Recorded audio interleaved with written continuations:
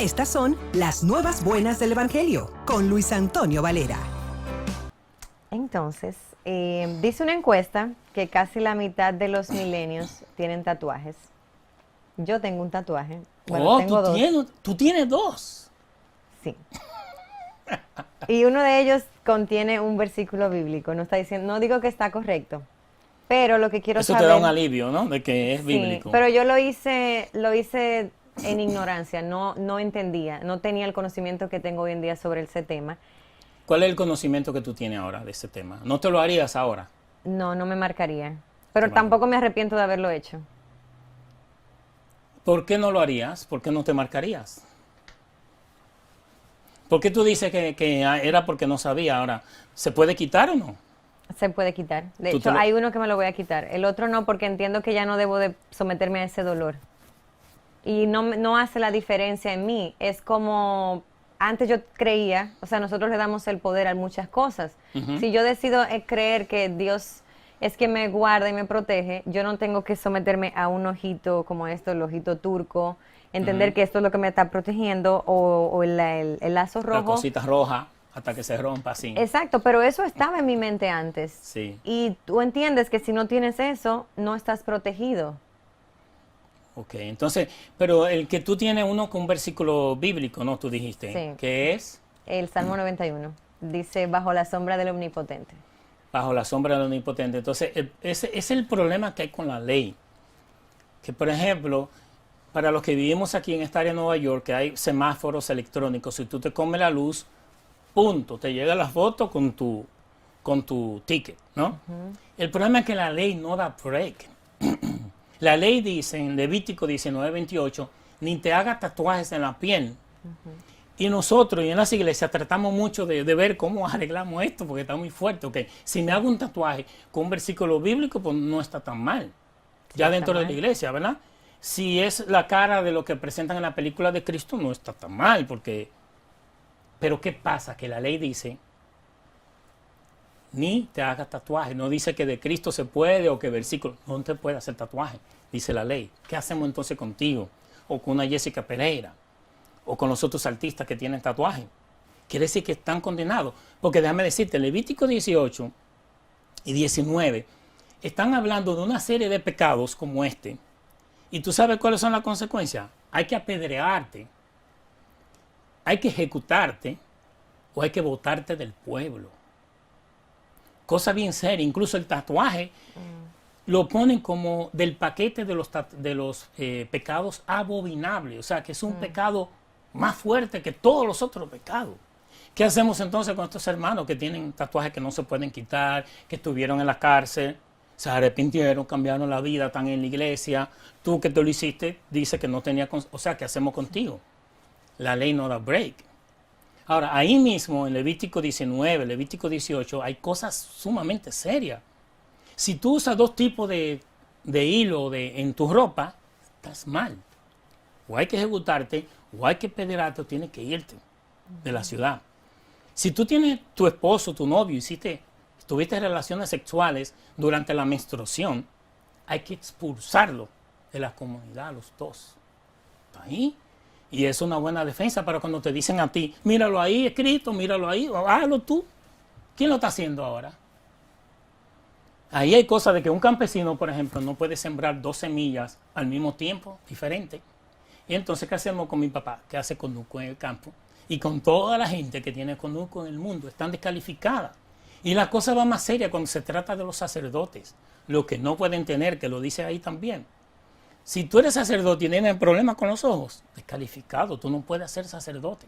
Si tienes un hueso roto, no puedes ser sacerdote. Si tienes problemas con la piel, no puedes ser sacerdote, no puedes llegar al lugar santísimo. Todo es para que tú entiendas, todo eso de la ley es para descalificar a la persona, para descalificarte. Entonces una amiga nuestra, empresaria, estaba una vez en una clase bíblica y me decía, a mí me regalaron esta Biblia y esto dice Viejo Testamento y Nuevo Testamento. ¿Qué es lo que es eso? Viejo Testamento o Viejo Pacto es una manera de vivir donde tú tenías que cumplir con todas estas reglas y estas leyes y tenías que sacrificar animales porque tú no podías cumplir con todo eso. Tenías que estar sacrificando animales para que Dios te considere santo, justo por un tiempo y no te mate, porque el pecado es la muerte. Y la misma ley, ese viejo pacto dice que si tú violas una, eres culpable de todas. No solamente los 10 mandamientos, estamos hablando de 618, 620 reglas como esa, que tú dices, pero ¿y esta estupidez? Si mi hijo es rebelde, yo tengo que llevarlo donde están los ancianos para que lo apedreen. ¿Quién va a hacer eso? ¿A quién se le ocurre poner eso en una Biblia? Dios, para que tú entiendas que tú no puedes, que necesitas un Salvador, que necesitas un Cordero con C mayúscula que te libre de todo eso. Entonces viene el nuevo pacto. El nuevo pacto, entonces ahora viene Jesús e instaura eso. Porque en 2 Corintios dice que la letra mata, esa letra escrita en piedra mata. Eso es lo que trae pecado, eso es lo que trae todas esas reglas. Pero el Espíritu vivifica. Las iglesias entonces se pierden más tiempo hablando del pecado que del que pagó por el pecado. Habla más de las leyes y de las reglas que el que cumplió la ley. Habla más de maldición que en que se hizo maldición para que nosotros recibamos ahora la bendición. Y en Hebreos te dicen esto bien claro. Cuando Dios habla de un nuevo pacto, quiere decir que el otro ya está en desuso. Se ha hecho obsoleto. Oye, esto es increíble, Audrey. Una parte de la Biblia dice que la otra parte está obsoleta, que hay que cambiarla. ¿Qué hacemos entonces con el viejo pacto? ¿Lo mochamos y solamente andamos con el nuevo? No. El viejo pacto es precisamente, te dan ese tipo de reglas tan fuertes para que tú sepas que tú no puedes solo. Para que tú sepas que necesitas un cordero que venga y que te arregle ese asunto del pecado una vez y para siempre. Y dice en Romanos 5:20 que esa ley se introdujo para que el pecado abundase. Oye eso, pero ¿cómo es que Dios pone una ley para que el pecado abunde? Sí, para que el pecado abunde, para que la gente se vea que mientras abunda el pecado, abunda la gracia. Entonces, ¿qué hacemos ahora con esa conciencia de que tenemos un Salvador? Vamos a disfrutar la vida y a hacer y a deshacer porque ya Jesús pagó el precio. No, Pablo dice, de ninguna manera. Pero ahora, ¿qué hacemos? ¿Incluimos a Dios en nuestra vida diaria? No tiene que estar preguntando ahora, ¿cuál opción escojo? ¿Esta puerta, aquella puerta? ¿Qué hago? No, ¿qué pasa si ahora tú vives consciente de que Cristo está en ti y que tú puedes tomar la decisión que tienes que tomar? Tú tienes esa libertad de tomarla y Cristo está en ti y va a estar contigo siempre. Y te puedo decir que en Romanos 1:6 dice, y como es mediante la bondad de Dios, entonces no es por medio de buenas acciones. La gente dentro de la iglesia y fuera de la iglesia piensa que nos miden por las buenas acciones. Nosotros somos humanos y vamos a tener fallas. Pero no es mediante la bondad de Dios. Otra versión dice la gracia de Dios. Otra versión dice el amor de Dios. No es por nuestras buenas acciones. Pues en ese caso, si fuera por las acciones, dice Romanos 11:6, la gracia de Dios no sería lo que realmente es. Gratuita e inmerecida. Y la gracia de Dios es eso.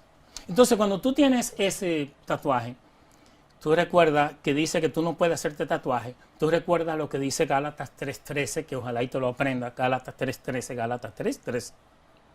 Cristo se hizo maldición para que ahora tú recibas maldición y Él clavó la maldición de la ley en la cruz. Ya no te aplica la pena, el pecado que te tocaba por tener un tatuaje, ya no te aplica porque Jesús la clavó en la cruz.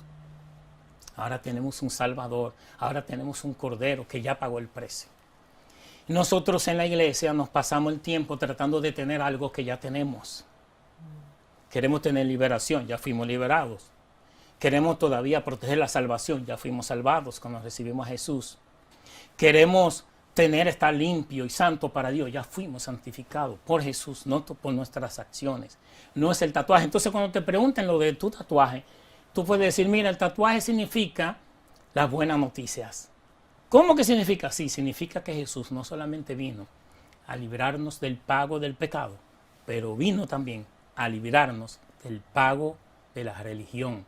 Vino a quitarnos la esclavitud de la religión. No solamente nos libró del pecado, pero también nos libró de la religión. Y entonces ahora puedes exhibir tu tatuaje. Porque ya la maldición que te tocaba por eso, ya Jesús la pagó. Y ahora tú puedes estar relax. Y no me puedo hacer otro más, porque ya conozco la realidad.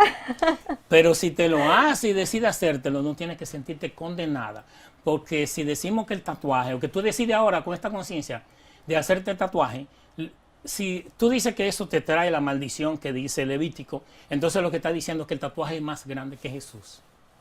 Y Jesús es más grande que el tatuaje. Jesús es más grande que el pecado. Jesús es más grande que tu debilidad. Jesús es más grande que tu metida de pata. Jesús es más grande. Amén. ¿Sí o no? Porque ese es un pecado visual, pero hay muchos que no se ven y los tenía y todavía. Y todos esos Jesús se los clavó en la cruz. Y tú puedes ahora, ¿cuál es tu reacción a eso? Pues la gente a veces me dice, bueno, ¿y ahora qué hacemos la gracia? No, ahora cuando tú reconoces, tú dices, wow, Jesús, gracias. Voy a disfrutar mi vida. Tengo que vivir en paz. Ya Él pasó por esa tragedia, porque ahora yo puedo vivir en libertad. Tienes libertad de escoger, libertad de vivir, libertad de disfrutar tu vida. Lo único que ahora sabes es que Cristo está en ti. Todo lo que tú hagas, todas tus decisiones, malas o buenas, todas tus acciones, buenas o malas, sabes que lo estás haciendo con el Espíritu Santo de Dios que está en ti. Y la gente dice, bueno, pero ahora hay que libertad para pecar. No, ¿qué tú haces cuando tú sientes que el Espíritu Santo de Dios está en ti? Cuando tú estás convencido de que tú eres una con Cristo, ¿qué tú haces? ¿Eso te motiva a pecar más o a pecar menos? Cuando tú sientes que tú estás vestida de blanca, lo menos que tú haces es tirarte a jugar en el lodo. Por eso es que la gracia de Dios, esta conciencia de Jesús en ti, esta conciencia de que tú eres ya santificado, justificado, te empodera para no pecar más. Estas son las nuevas buenas del Evangelio con Luis Antonio Valera.